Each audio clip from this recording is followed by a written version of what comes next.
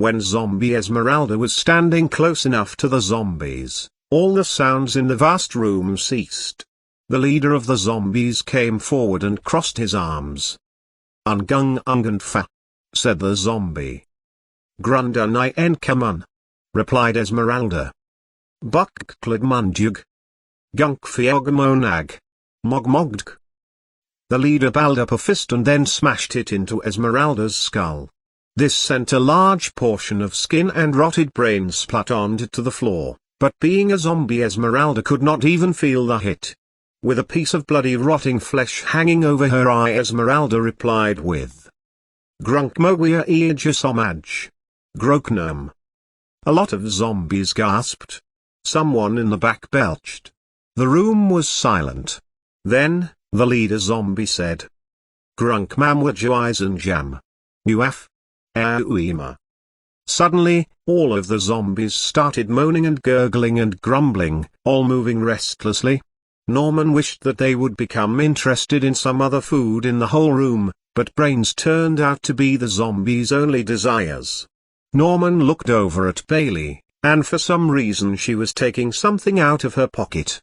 She pulled out the mini metal cube that was Blackberry, and Norman realized what she was doing. Bailey set the mini cube on the ground and then backed up. He and Bailey watched as the mini cube started clicking and clanking, and the metal plates around it shifted, and parts began to expand from underneath. The noises grew loud enough where everyone else started watching. Within about 20 seconds, Blackberry had turned into the full-sized mecha creeper. Blackberry looked at the zombie army and hissed. Then he looked down at Bailey. Bailey responded by jerking her hand at the zombies and saying, "Blackberry, take him out." Blackberry looked back at the zombie army, made a buzzing sound. Suddenly, grenades began to launch, exploding at random in the zombies' ranks. The leader in front raises his arm and screams, "Wagarak!"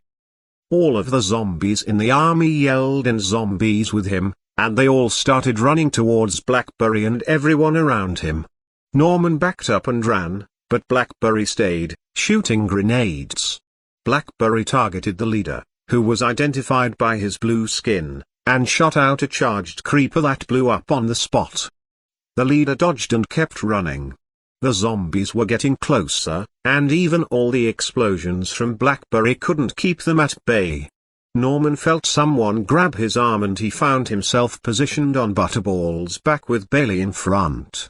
They zoomed backwards and Bailey started plowing through zombies fast enough to avoid being eaten. Norman looked back at everyone else behind Blackberry, and he saw them trying to fight off all the zombies at once. Esmeralda was doing the best, and she didn't even get to scratch. Then again, she had her capsule cannon. Blackberry couldn't seem to target the leader well enough, so he shot an explosive disc. The disc tracked the zombie leader and flew quickly, zooming over the heads of all the other zombies. The leader looked behind him at the disc, which was merely 10 blocks away. He jumped up into the air with just the right timing, and instead of being blown to bits, he was riding the explosive disc. While riding, he bit through the hard metal and reprogrammed the code flowing inside to track Norman. While Bailey was plowing through zombies, Norman looked back and saw the zombie leader zooming towards him on the flying disc. He tapped Bailey on the shoulder and said, "Bailey, we're being tailed. That zombie is riding an explosive disc." "Okay. You know how to ride a creeper, right?" she replied. Bailey turned around and fell backwards to where Norman was sitting while Butterball was still running, and Norman was pushed into the front where some small leather reins were. "What? I can't drive a creeper!" he exclaimed while he barely managed to keep Butterball from tripping over. "You can now," she replied. Bailey whirled around and balanced herself on Butterball's back. She targeted the zombie leader in the air and shot at him with a diamond arrow. It whizzed right past the monster, so Bailey shot another. She kept shooting, but all of them kept missing. The leader was closing in now. Norman steered Butterball through another line of zombies, and then he noticed another flying explosive disc heading towards him from the right. "Bailey, you're going to have to take over again." As soon as he was within reach, he jumped up and grabbed onto the edge of the flying disc, so the zombie leader began to track Norman's disc instead. Before he could run into something, Norman climbed up onto the surface and ripped off the metal with Shatter's end. He looked at all the complicated white numbers and letters of code flowing through it and muttered, Let's try this." Norman pinched a whole line of code in between his two fingers and broke it in half, then placed it in between some other nearby numbers. Suddenly, the disc started making explosion sounds rapidly without actually exploding. Norman moved the code around the edge and moved it counterclockwise into the 3 lines above. The explosion noises didn't stop, but instead the disc lurched forward and went into hyperspeed. He screamed as he felt his face practically peel off, and he flew around in random scribbles in the air. With him screaming and the explosion noises and the flying around like a crazy person. He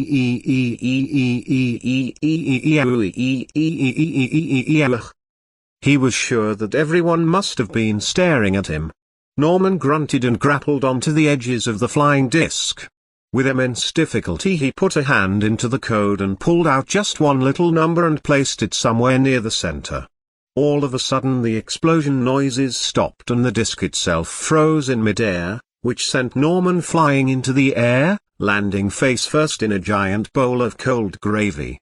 The zombie leader hadn't expected this to happen, and he tried to reprogram his disc to stop tracking Norman's disc, but it was too late and the 2 discs collided in midair, killing him in a ball of fire.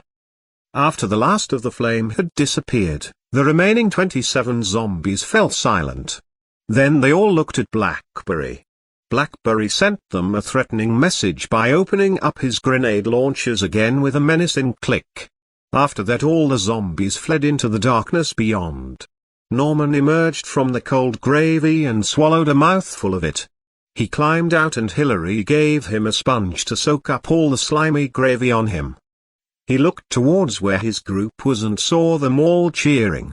Some were bumping chests, high-fiving, etc., but Norman wasn't ready to get excited. Most of their team was missing, and they needed to find them. In the meantime, Norman made his way over to the zombified Esmeralda. She looked at him and said, "Norman. Yes, I know, I'm a zombie. I'll explain. When I was deep-fried in that lava, I went up to the ether. But when I got there, I was standing on a cloud in the middle of nowhere, and Notch appeared to me. He said that the palace was being attacked by the Error, so he sent me back down here for safety, but I had to be turned into a zombie. Oh. Where is Jeff? I have to see him." Norman frowned and sighed at the same time. "I don't know. Most of our group is missing, and we need to look for them. They have to be around here somewhere. Lizzie said that they all came down after me and Stephanie. They must be in some of the giant foods around here. I'm gonna need some help looking, though," he explained. Norman and Esmeralda gathered up the others and they all started searching. Norman himself headed towards a giant cheeseburger nearby. He lifted up the bun, but there was no one there. He moved on to a giant pig with an apple in its mouth. He sliced open the apple, but there wasn't anyone buried inside. He moved aside the apple and shoveled out a bunch of stuffing and meat inside the pig until it was hollow. He was relieved when he found Danny lying underneath a blob of pig fat. He was sleep-eating, gnawing on a piece of pig meat. Norman kicked him and Danny awoke with a start. He grimaced when he saw Norman standing there and said, "Come on. I was in the middle of an awesome dream. I was in a big field full of hundreds of pigs. I was in meat heaven, idiot." "You're inside a giant pig, Danny," replied Norman. Danny stood up and grumbled as he walked outside.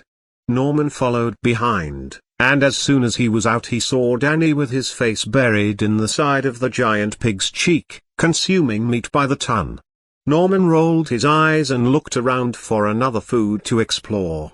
After about 20 minutes, everyone who had been trapped inside the different dishes was brought into the group. When Norman found Jeff stuck inside a giant cherry atop a hot fudge sundae, he helped him down and brought him over to Esmeralda. She was being avoided by people since she wasn't exactly the most cleanly person, being a zombie. When Jeff saw Esmeralda waiting there for him, he ran to her and kissed her on the lips. He could have cared less that she was a zombie. When the two were done drowning each other, Jeff pulled away and gasped for breath. "Esmeralda. Why are you a zombie? How did you get here?" he murmured. Esmeralda repeated the same story she had told Norman. When she was finished, Jeff smiled and kissed her again. "Zombie or no zombie, you're coming with us. Oh, I'm just so happy to see you." Without warning, Norman felt as though someone had dumped cold water down his back. Just as suddenly he heard a deep voice echo from somewhere in the darkness. "Ah, what a sweet moment. I'm sorry to interrupt, but Esmeralda will not be going with you." Norman knew that the only thing that voice could have belonged to would be the error. He whirled around, brandishing shatter with an intense feeling in his gut. Suddenly, he looked and saw a great mass of droopy black plasma lurch out from the darkness. He dodged the attack, but it went right past him and grabbed Esmeralda, who screamed and smashed the plasma with her fists. Norman was extremely confused, because plasma was a hot gas, not a solid.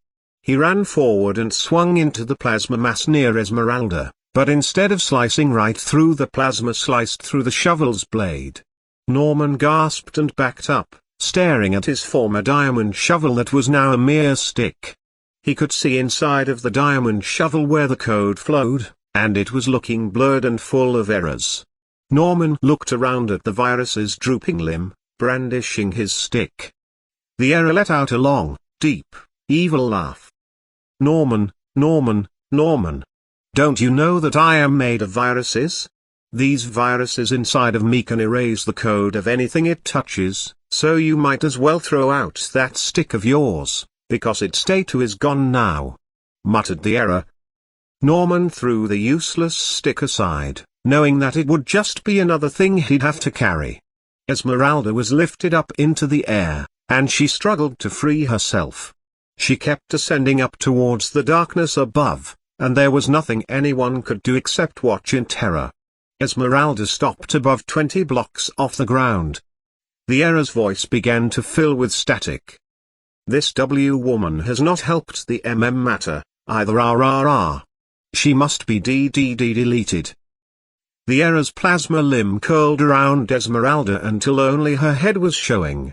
It crushed her underneath all the plasma and she dissolved into a swirl of jumbled code. Jeff stared with horror at the error's limb as it dissolved itself. The error's tone had even more static than before.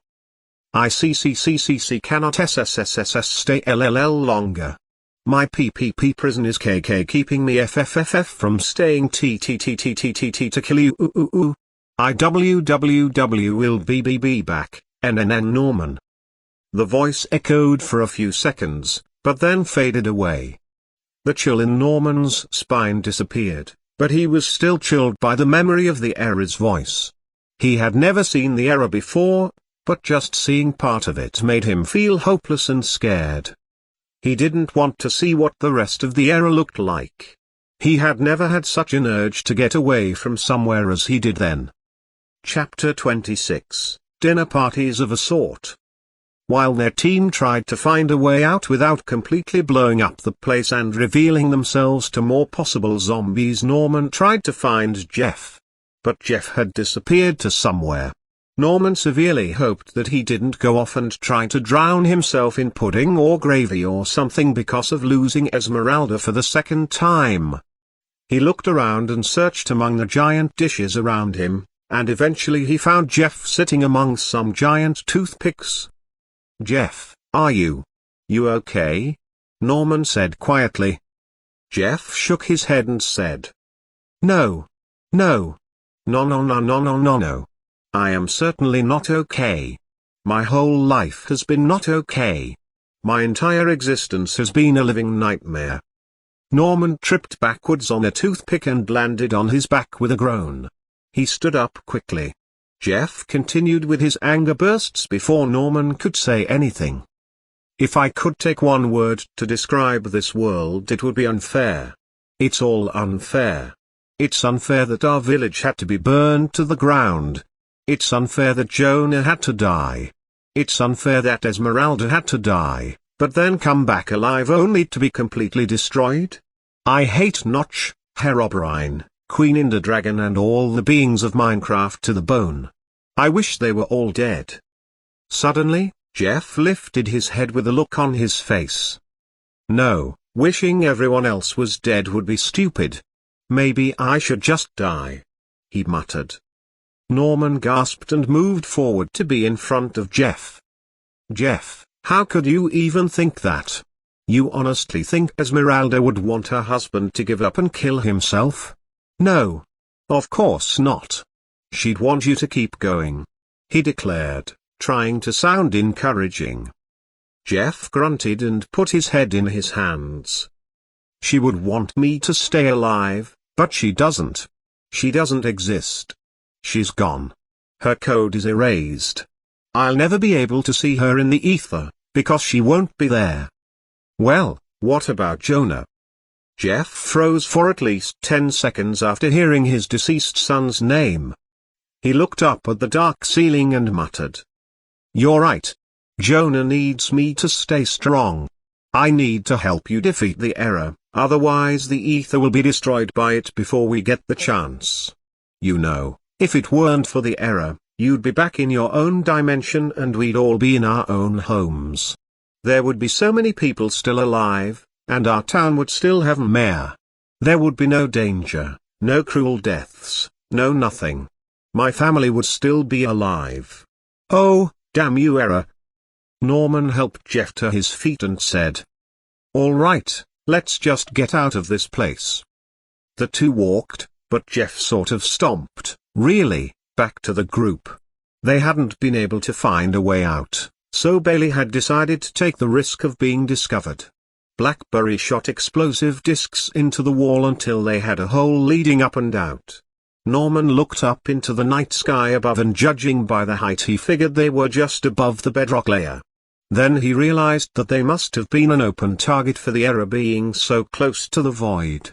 Bailey decided to have some fun with escaping and everyone had to fly out on the explosive discs. Norman still had some trouble editing the programming, but once he figured out how to bend the code he edited all of the discs so people could fly up. Someone had the idea to ride the discs all the way to the next clan to save some time, but Bailey said that there were no brakes, so they had too much of a risk of smashing into each other. Once they were out, Danny sealed up all the openings in the jungle temple they had been underneath. They were still in the jungle, and it was nighttime, and immediately someone got blasted into a tree by a creeper that Bailey hadn't seen. Great, we've already got an injury and we've barely gotten out of that hole. At least it's not training, or something, he thought to himself. Norman cursed Notch about 3 seconds later, because in that time a torrent began to fall downwards. Hillary was the first to take action, and he summoned a large ceiling of sponges above their heads to keep them dry. After people had put down some torches, Hillary put up 4 walls to prevent any monsters from coming and attacking them. Even though he had lost his diamond shovel to work with, Norman made the dirt floor they were on leveled out for easier movement and someone else chopped down any low-growing trees. All right, since we're stuck here in this sponge structure, let's just get some rest for tomorrow, everyone, declared Norman. Everyone was pretty tired from the day of underground wandering and being stuffed inside giant foodstuffs, so no one really objected to the idea. Norman walked over and put the possessing cookies from earlier in the group's food chest and then set up his own bed. Before getting under the covers, Norman took out his journal and wrote a new entry. Day 14, July 6, 2415. Today was both successful but disappointing. The good news is that we've defeated the zombie clan and its mutant, Zombiulk. At one point during the battle with those guys I got the chance of flying around on an explosive disc, which was a both thrilling and painful experience. The bad news is that the error attacked us while we were looking for a way out of Zombielk's fortress. It had this giant droopy wing-like thing made of black plasma that picked zombified Esmeralda, who appeared to help us, explaining that Notch had brought her back as a zombie, and destroyed her completely. It also destroyed my weapon, and Shatter was reduced to a mere stick. I am weaponless, and Jeff is so depressed about losing Esmeralda a second time that he gets angry about pretty much everything. Obviously, the error likes to consume code like a virus would, but I never expected it to be this dangerous. I fear for my life and my friends' lives as we continue on this journey. Norman Cobweb. He crawled underneath the warm red covers, but even the warmth and his exhaustion couldn't soothe him to sleep. The error not only destroyed Esmeralda, but it also erased half of Shatter, his only weapon. They didn't even have any diamond yet, so he was weaponless until they did. He was awake for about an hour before he finally fell asleep. Deep down in the error's prison in the void, the error was having small talk with Slenderman. Yes, I just paid a small visit to Norman, and while I was there I was able to erase his weapon. It was actually quite delicious. Not as delicious as Zombie Esmeralda, though. Slenderman sent a telepathic response to the error, and the monster's eyes widened. How could I have forgotten the dinner? Right, I must organize. Although the error had almost no room to move, it had grown strong enough to create extra space and stretch its room through the powers of erroring. It created a large invisible space of anti-gravity for a table. It used its smaller powers to enter the first chest that came into view of the Minecraft dimension above and created a safe space around the anti-gravity area to protect the good from being destroyed. Soon, it had a whole buffet of apples, pork chops, cooked chicken, and some other foodstuffs. It was all set up for the dinner party. It was more of a dinner meeting, really. The error was finding it hard to send out evil viruses now that 3 of his mutants were slain, and it collapsed into a gravitationally formed chair at the head of the table to rest. Coz and Slenderman sat on his right and left side while the Pig King sat at the other end of the table. Coz licked his large lips and looked around at the food. I'm going to enjoy this," he declared. Coz reached forward and grabbed an apple from a large bowl, but one of Slenderman's tentacles lashed out and snapped at his hand, making him drop it back. Coz held his hand and glared at Slenderman. "Hey! What was that for?" The error's eyes shut closed for a few seconds and it said, "Be patient, my dear friend. We must wait for the others to arrive before we begin. Let us make small talk while we wait." So the 4 made small talk like normal people, not like they even were human. They talked for about 5 minutes, but then a ripple appeared in the empty space. Finally, someone has come. For this meeting, I did not need to threaten with viruses to gain approval from my old friends. A figure jumped out of the ripple. The man was average height but dreadfully skinny. He wore a radioactive protection suit colored white with a green vision space. He wore protective grayish boots and gloves. It was hard to see anything through the vision space provided because the screen was cloudy.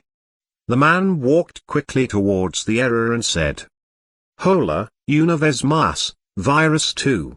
003699132553847275701275684276777 number 7.322 ID. -42 Negativo Transmission Expediente No.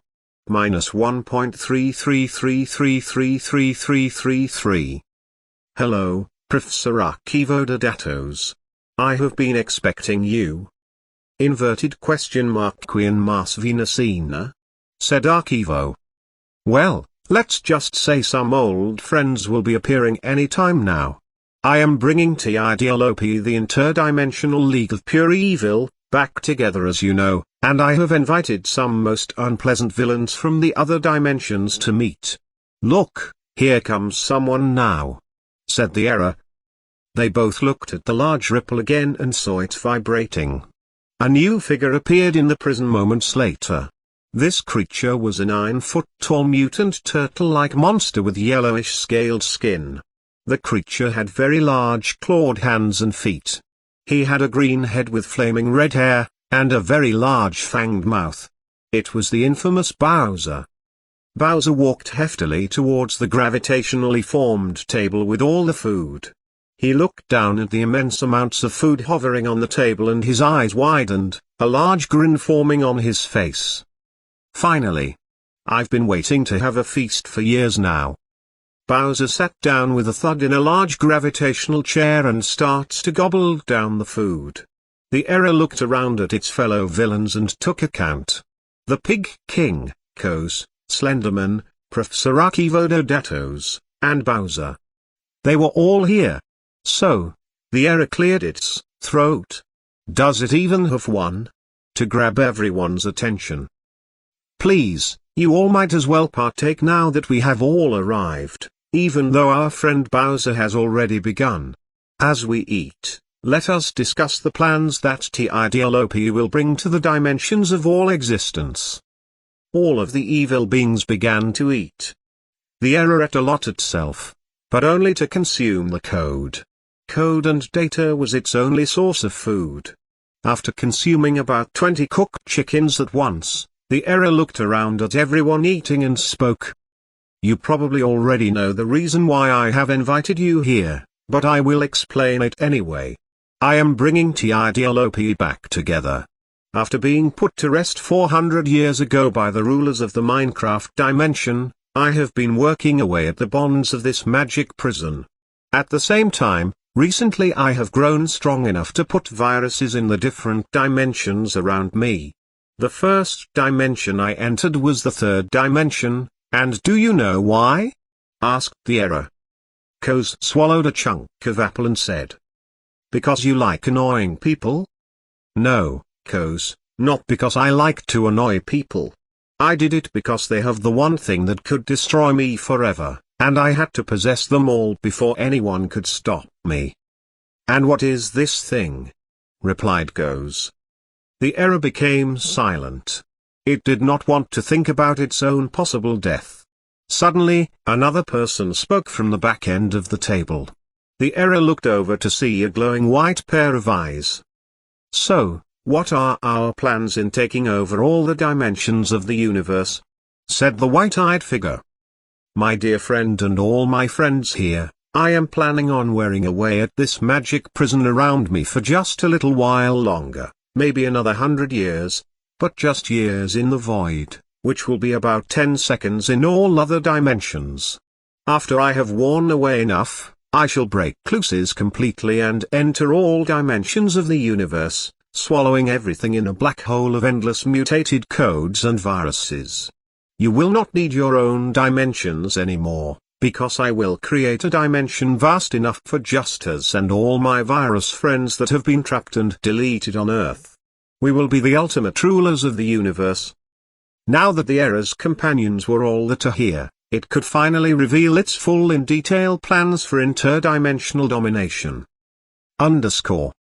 Meanwhile, Notch was also setting up to host a dinner party. He had a similar idea to that of the Errors. The only difference was, he wasn't inviting the universe's nastiest video game antagonists. That and the fact that he was using actual chairs and an actual table, Notch placed several chairs, unimplemented, around a grouping of tables, also unimplemented, that formed one larger table. Once he was finished, he used several /give commands to put large quantities of food in his hands. He put all the food in bowl blocks to assort them by type. Once everything was set up, he sat down in the chair at the head of the table. He waited for a while, twiddling with his thumbs. At one point, He turned on the server Zeeka in his head and watched some people on their servers. But when he went to a Hunger Games server called Hunger Games PvP Kits, he found that the whole place was deserted. He went to many different servers such as Cookie's Lap, Zombie Horde, Paradise, Mobicraft, and It's Jerry and Harry, but all of them were completely empty. He had forgotten that the beings of Earth were all being mutated except for a small amount of protected souls. Just then, he heard the large wool-crafted gates 30 blocks in front of him open. He looked up and saw Herobrine walking in. He had his hand pressed up to his temple. Herobrine walked up to the table and sat to the right of Notch, flopping down into the chair. "Herobrine, are you still feeling unhealthy? What is causing your headache?" asked Notch, deeply concerned. Herobrine held his head in his hands and grumbled. "I don't know. But whatever it is, it had better go away soon, otherwise my kingdom will fall apart without the proper leadership." "Would you like me to get an ice block for you?" asked Notch. "That won't help. Ice and both the snow blocks just melt into water particles in my hands," he replied. Notch and Herobrine were interrupted by the sound of the wall gates opening again. In came Queen Ender Dragon. She crawled with her head low to avoid hitting chandeliers above her. She lay down to Notch's left where at least 5 chairs were missing, so she had enough space. "Good evening, Queen. How have your Endermen been acting lately?" asked Notch. Queen shook her head in a frustrated motion. "Not very good. All of my Endermen have been acting so violently lately. A good number of them have been smashing their heads up against my obsidian pillars and others have been just writhing around on the ground screeching. Sometimes I even see them change colors. I haven't a clue what is going on. I had to put my brother Nogadridden in charge of them all while I went away to join this meeting. Thankfully, Nogadridden is very serious with my Enderman, so I don't think I have to worry while he's on the job." The 3 rulers talk for a while about normal things such as the weather for a while, but once again the wall gates open with a click and all 3 look up. It was the general of the Angry Birds army, Buster. Buster was pretty old, not always the brightest, and almost always angry unless someone puts spicy enchiladas in front of him. That seems to be the only thing to calm him down. Also, this bird was large and plump. He was a beige bird, which was invented in 2344 that was rejected because of its unpredictable attacks. The beige bird's beak would turn into a drill when clicked, and would send said bird flying in any random direction, even possibly straight up, and there was no controlling the direction. The drill would slice through a total of 6 pieces of material no matter what, unless of course the material is the actual terrain, before wearing out. No one really used it often if possible, because about 50% of the time it didn't go the way you wanted. Buster hopped up towards the chair next to Herobrine with his bushy grey moustache bouncing as he moved. He hopped up and sat in the chair, his eyes barely reaching the level of the table. Buster looked over at Notch and said, "All right, let's get through this meeting. I have an army to command, and my wife had to go and take care of the whole force for me, and mind you, she's a temperamental might eagle, so she's a force to be reckoned with. Still, I'm just as angry right now. It is annoyingly tiring to hop everywhere, and I could only take my super sling up to the entrance. You wouldn't happen to have enchiladas here, would you?" he asked grumpily. Notch used another /give command and took 10 enchiladas from the secret stash down in the void and gave them all to Buster. Normally he wouldn't take anything from the secret stash unless it were an emergency, but anything he needed to do to keep Buster's temper down was essential, especially for their coming meeting. "So, Buster, how have your battles been going? Successful, I presume?" asked Notch. Buster nodded slowly while wolfing down his enchiladas. With his mouth full, he replied, "Yes, my army has been good for the most part. There haven't been very many miscalculations in there. Gulp exclamation mark dot dot dot miscalculations in the trajectory my birds have been flying. Most of them have been training up before battles to practice shooting themselves through the air. Notch nodded and replied. That's good. The gates opened again and in came another figure. This one was a tall man. He was quite thin, but was wearing light blue robes with tiny little twinkling stars and white rims. He had a very aged face, but it somehow stayed alert. He looked very optimistic. He was also carrying a teal staff with an icy blue sphere placed atop, and he wore a silver helmet with sharp horns sprouting from either side. The tall man walked over and sat down in the chair next to where Queen Inda Dragon was lying. Notch greeted him and leaned across the table to shake his hand. "Hello, Ian. I am glad you could make it," he said, pumping Ian's hand up and down.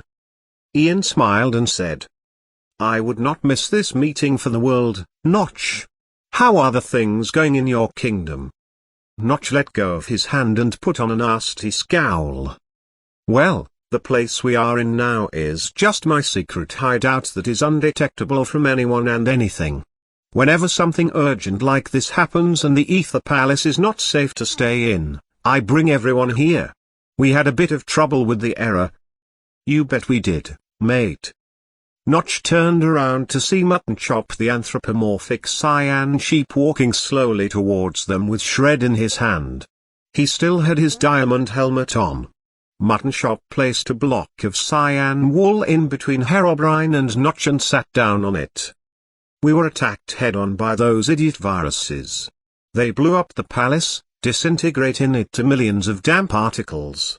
All that's left of the Ether Palace now is a bunch of random floating blocks of wool. Those are the damn worst viruses I've ever seen, mates. You better believe it. Those things came from the depths of hell where even the void can't reach, I tell you," he shouted. Ian suddenly had a frown on his face and he was looking at Mutton Chop.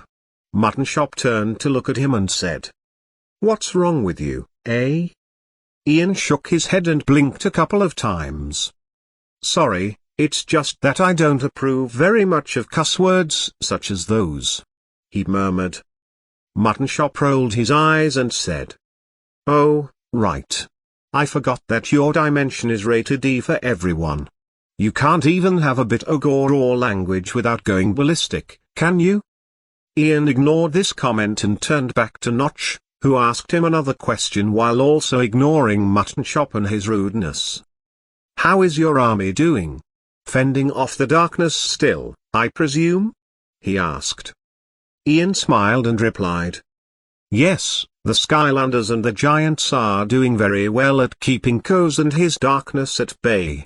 Although, I have been having some troubles lately with new recruits. We've been having so many different creatures and fighters coming to join our army that we can hardly keep track.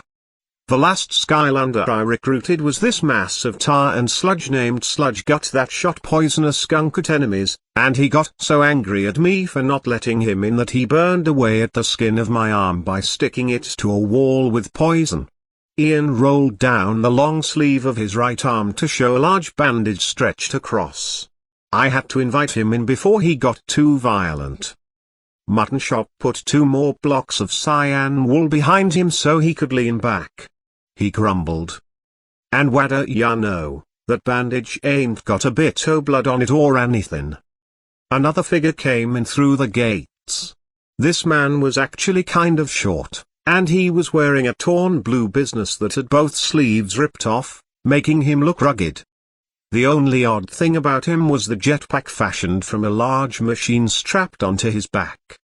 The man walked forward and sat down in the chair next to Buster, who grumbled a complaint for more enchiladas. "Barry, how's the family?" asked Notch. Barry smiled and said, "Pretty good. The problem is, I never have enough time to be with them. Every time I hit one of those zappers or some rocket comes flying and hits me, my jetpack falls off and I have to go back and steal it again. I've really been trying hard to dodge all my obstacles and get through so I can escape, but my momentum keeps getting too big. If I can't reach the other end and exit the lab, I'll never be able to bring home a jetpack to my proud family. I need to see my kids again. You remember Larry and Gary? Notch nodded and said, "Yes, but the last time I saw them they were very small." "How old are they now?" he asked. "Larry's 9 and Gary's 16. Gary is already asking me to take him out to get his jetpack license, and Larry has suddenly become very interested in the different jetpacks they have in that lab. He even mailed Professor Archivo Dedatos a couple of letters about some new jetpack ideas like the tar jetpack or the chocolate jetpack, but I'd bet my money that Archivo rips them all apart. I'd like to see them now. They must have grown so much since I last visited your home. And the wife? Is Mary well?" Before Barry could answer, the gates behind him clicked open. A short, elderly man leaning on an ancient wooden cane hobbled into the room. He was Chinese, and his face looked as ancient as his cane. He was wearing some short greyish robes. The man had so many wrinkles on his face that his eyes were barely visible. The man hobbled up to the table very slowly and sat next to Ian, who unlike him looked very alert. "Ah, Sensei. I am so glad you could come," said Notch. Sensei looked over at Notch and rubbed a hand through his dry grey hair. He then started fiddling with his very wispy goatee. "I am glad I could come too. I do not believe that it would be proper for me to miss this meeting, as I attended to the last one," he murmured quietly in a tired voice. Sensei held out his hand, making a coconut appear. Suddenly, it cracked open at the top a few seconds after he positioned it in both hands. He then took out a lime and held it over the open coconut. He put the lime in the coconut and drank them both up. After finishing his drink, he put his hand on the empty coconut shell with the lime inside and both disappeared. Sensei thrust his hand at the table in front of him and about 20 strawberry smoothies appeared before him. "Would anyone care for a smoothie?" asked Sensei. Everyone took a smoothie, and Queen Ender Dragon just drank the remaining 13. While they were doing so, Notch asked Sensei a question merely to attempt conversation. "How have your ninjas been lately? Slicing those fruits with ease, I suppose?" Sensei's face gained about 10 more wrinkle lines as a smile spread across his face. "Ah, yes. My fruit ninjas have been doing very well. Did I ever tell you why they are there to slice fruit?" Notch nodded and said, "Because you said that the flying fruits resembled the attacks of other enemies and their weapons, and that those were the easiest objects to use because of your fruit summoning powers?"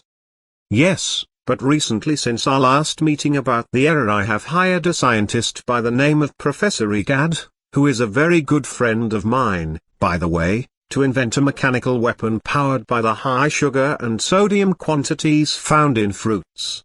He has finally finished it, and I have been collecting all the juice my fruit ninjas created by training in a giant glass container, and when the time comes I will pour it into the tanks of the machine, giving us a form of defense that should last for a few days based on the amount of juice produced so far. I just mentioned this because we might have to resort to my machine if necessary. He calls it the Fruit Firearm 5000, too much of an alliteration, if you ask me," explained Sensei. Barry piped up across from him and said, "You know, I have a fruit jetpack that shoots different fruits to propel itself, so I guess that fruit power can be useful in multiple ways." Buster grumbled with his eyes closed, nearly falling asleep. "All right, when can we just start dinner and begin the meeting? Who else do we have to wait for?" "Wait a minute." Notch turns around and sighs, already knowing the question that would come next. "You didn't invite him again, did you?" Notch frowned and said, "Oh come now, what do you have against him?" Buster gritted his teeth and ground them angrily. "Well, he's fat, he's attention hungry, and he hits his head on bricks, that just proves he's an idiot. He's just. I tease me, Mario. The famous plumber in red himself walked in through the door in his usual blue overalls and red trademarked cap. Mario walks over to the table and sat down with a smile on his face. He then started to speak in Italian so no one understood him. Come sono tutti gli altri affari. Bene, spero? Buster grunted and then said, English, please. Mario rolled his eyes and spoke in a heavy Italian accent, only this time in English. How is everyone else doing? Good, I hope. Everyone nodded and murmured in agreement. Notch smiled and said, So, how have things been going in your dimension? Mario took a mushroom out of his pocket and sniffed it. Well, Bowser has taken a vacation to some far-off island, I suppose. We haven't seen a single scheme of his in a long time. Why do you have to say after every 5 words in a sentence? Grumbled Buster. Mario chomped down on the mushroom and suddenly shrunk down to a squat little midget. Mario grumbled and took out another mushroom. Oops. Another poison mushroom. I keep misplacing the good and bad shrooms. There we go.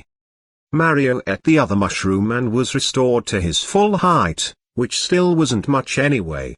Mario turned to Notch and said, All right. I'm sorry for my late arrival. May we begin?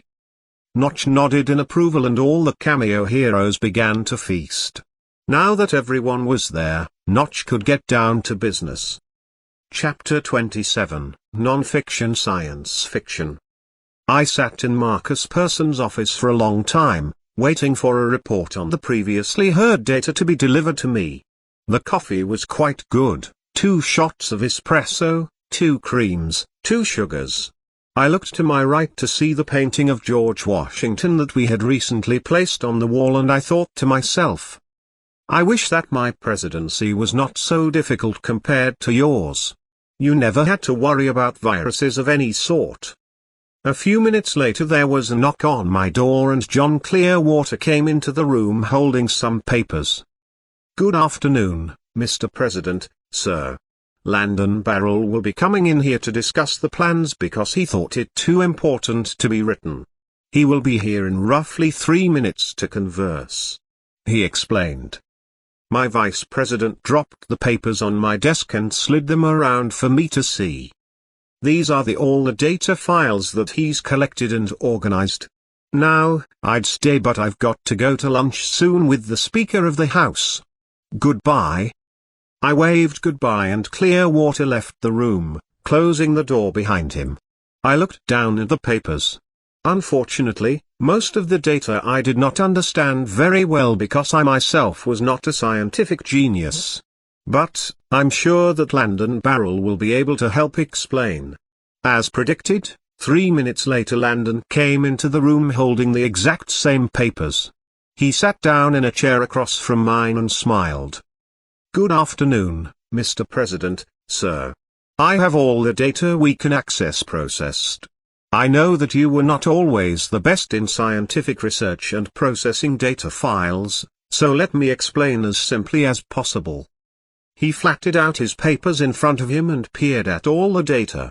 First, he pointed to a small graph in the bottom right-hand corner that's line-zoomed to the right at an immense rate.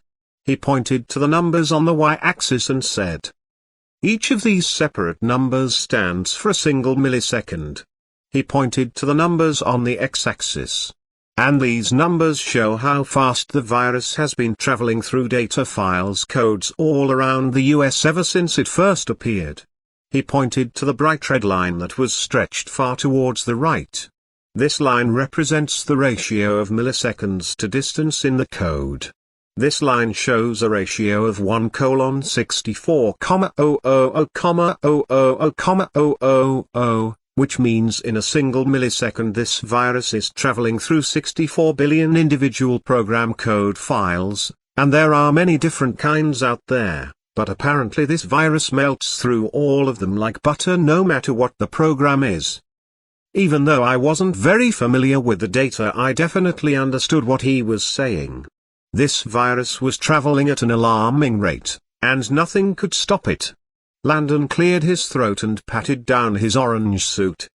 So, my lead scientists have proposed a new plan on how to stop this virus.